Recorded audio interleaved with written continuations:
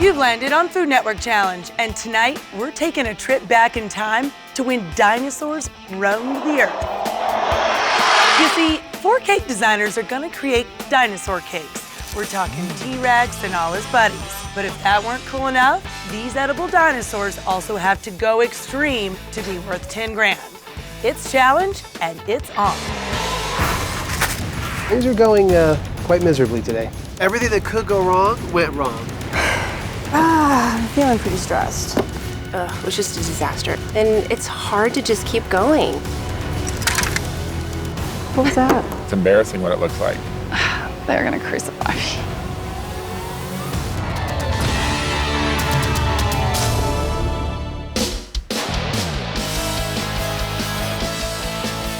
Welcome to Food Network Challenge, Extreme Dinosaur Cakes.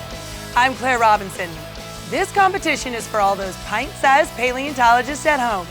The 4 cake designers behind me are out to prove that their dinosaur is bad enough to rule the earth once again. To do that, competitors have got to make a cake based on a real dinosaur. And the cake can't just sit there like it's extinct. The cake has to move, shake, or roar. Top dino of the day is worth $10,000. So let's meet these competitors.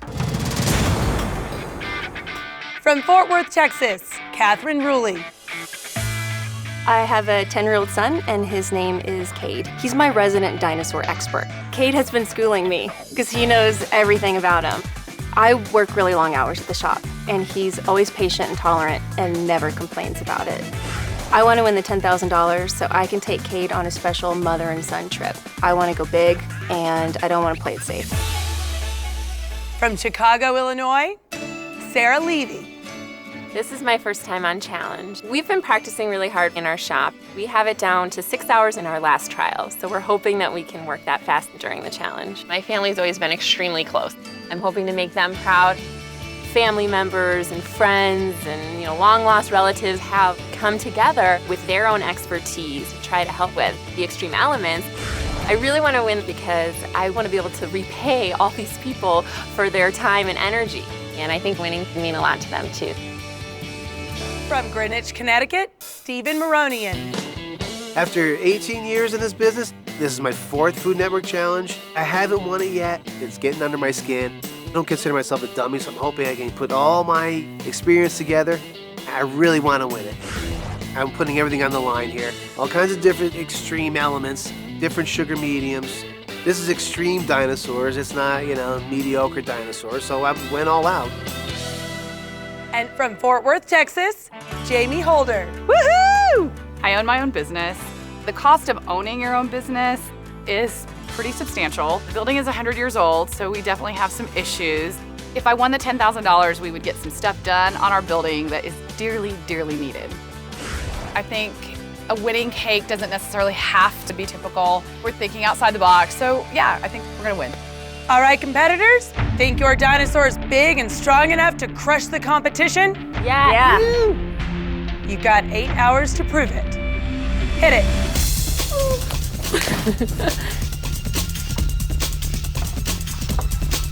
Gotta move fast. I have to prove to myself that I can win this. So here are the rules. The cakes have to be 3 feet tall and based on a real dinosaur set into some type of scene. The cakes will be judged on technical merit, artistic value, representation of theme, and the all-important extreme element. My son knows everything about dinosaurs, so he's been schooling me. I'm gonna win this for Cade. The name of my cake is T-Rex Takes Challenge. And the idea is that Tyrannosaurus Rex has come into the challenge studio and, his tail has gotten caught up in some light cords. It's sparking. Judge Keegan is exasperated, but he's caught Judge Carrie at tea time, and she's really very unimpressed. Anytime you try to reproduce the judges in sugar, it's a little terrifying. Our extreme elements are lights, the sparklers, the roar of the dinosaur, and the height of the dinosaur. 5-foot cake is always extreme. When I told Cade, he said, "Mama, your T-Rex is gonna eat their dinosaurs for breakfast." That's my boy. So I'm casting the chocolate to make a chocolate tree. The name of our cake is the Fantastic Stegorassic.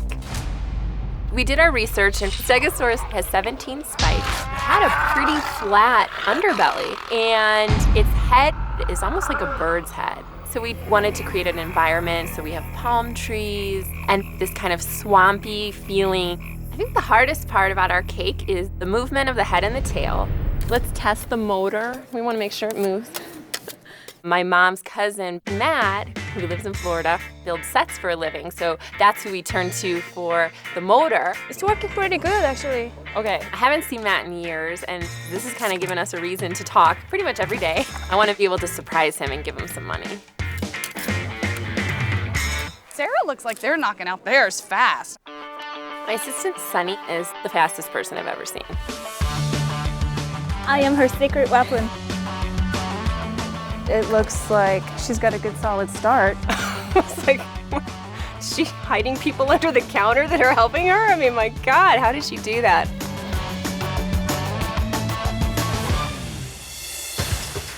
So my piece today is the Ankylosaurus, and we turned her into a Big Mama.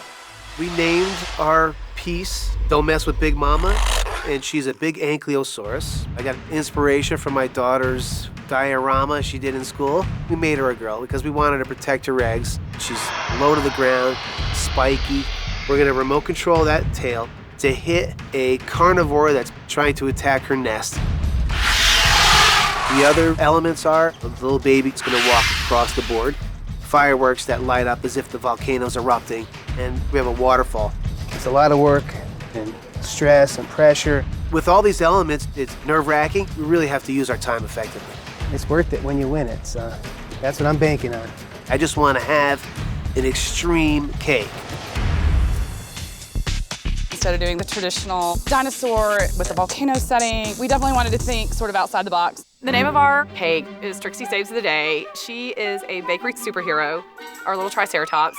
She's got this fabulous little frill. They call it a frill, and it's sort of this whole big plate in the back of her head. And then she also has 3 horns. She's gonna have the cape because we're always in need of a bakery superhero. The buildings are gonna be her shops, and that's where she kind of does all her superhero stuff. Her little cupcake in her hand will be turning. And then we have got sparklers because glitter and sparkle is awesome on a cake. So Becky is my assistant. I had asked Becky to work on Trixie, the dinosaur. I had no worries. I was 125% confident that she was gonna be done. Becky, is your frill done? No, Jamie, it isn't. What? No, Jamie, it isn't. Oh, it's not. Oh, I'm sorry. Okay. I was working on the bakeries and definitely got sucked into that. The bakeries behind, I think, are important because they need to tell the story about what's going on and why Trixie is a superhero and why she's doing what she's doing. Go big, baby. Go big, baby. All right, so you're gonna try to blow us all out of the water? Catherine's dinosaur, I could not believe how big it was. Honey, 3 feet minimum. So as long as you meet the minimum, you should be fine. Yeah, you know what? I just don't come to challenge to play it safe and to do the minimum. Is there more cake going up there? Yeah, How tall is it gonna be? almost 5 feet. Wow. From the beginning, I felt like time was not on our side. I mean, really almost right out of the gate. But when I come to challenge, I want to go big, I want to bring it, and I don't want to play it safe. It's going to be tight. There's not going to be time to waste. I sure hope I can do this in 8 hours. Things are going quite miserably today. It was just an unbelievable disaster. Why is it stuck?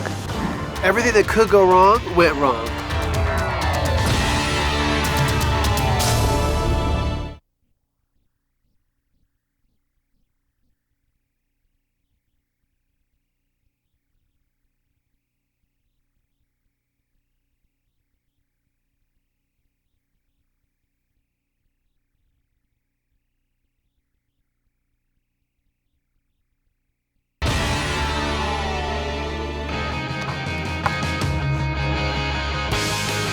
Welcome back to Food Network Challenge, Extreme Dinosaur Cakes. The competitor that makes the best dinosaur and makes it dynamic gets the dough.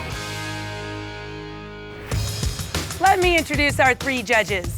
They are pastry chef and owner of D-Bar Desserts in Denver, Colorado, Keegan Gerhard.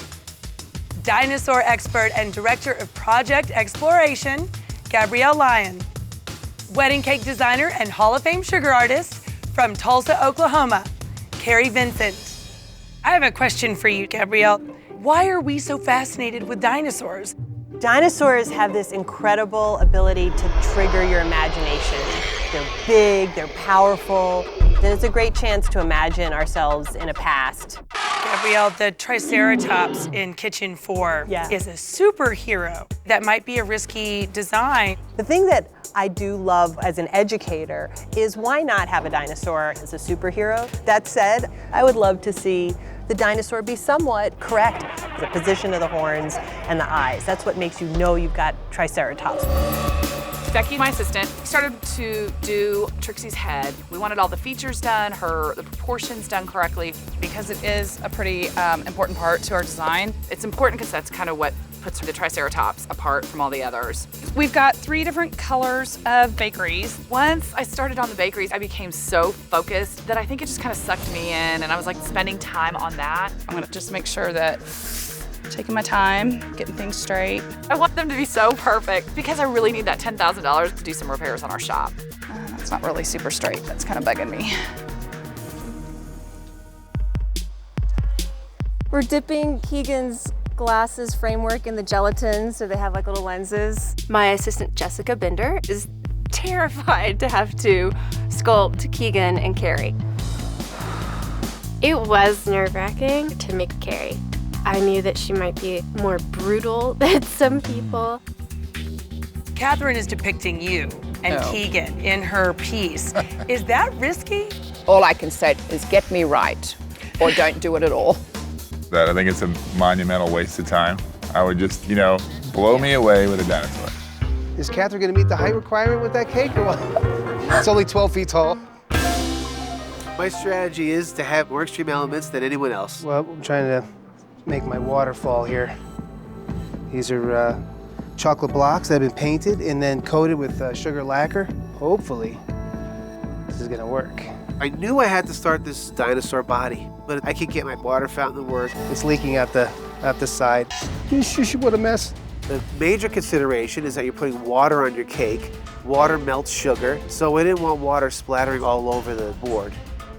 I'm gonna get some melted chocolate in there and lock it up. I expect to get that done in, half hour, 45 minutes. If that took me longer, makes me nervous because that's not all we're doing. We have to make a cake, we have to make all the decorations, let alone all these different extreme elements that have to work. Steven has 18 years of experience, so that can be a little intimidating, but I've got Super Sunny on my side. Our strategy was, let's work fast and efficient. We knew we could do it in less than the time given to us. Right now, we're ahead of schedule. I didn't really see anybody else work as fast as me. A little intimidating. Sunny is. This is seriously Sunny's normal speed. Because we had done all the research and had a lot of the details of the dinosaur accurate, we felt good that Gabrielle would, appreciate that. So do you have a plan to build bulk underneath? I worry that it starts to look like a turtle. When we studied the dinosaur, it looked like the underbelly was pretty flat. It would not have been like a turtle. It maybe was not so flat. Okay, got it. So she started to worry me. Okay, we need to do something about this belly. Don't inhale. We tried cereal trees. No, that's not gonna work. No. Oh my gosh. How are we gonna adhere something onto the belly without it falling? We're in trouble.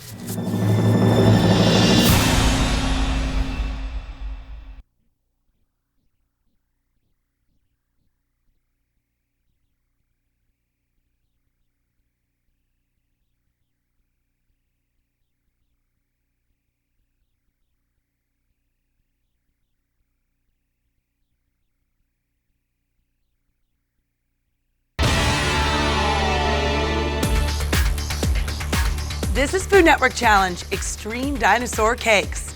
That's right, the competitors tonight are making dinosaur cakes. I would have killed for a dinosaur cake.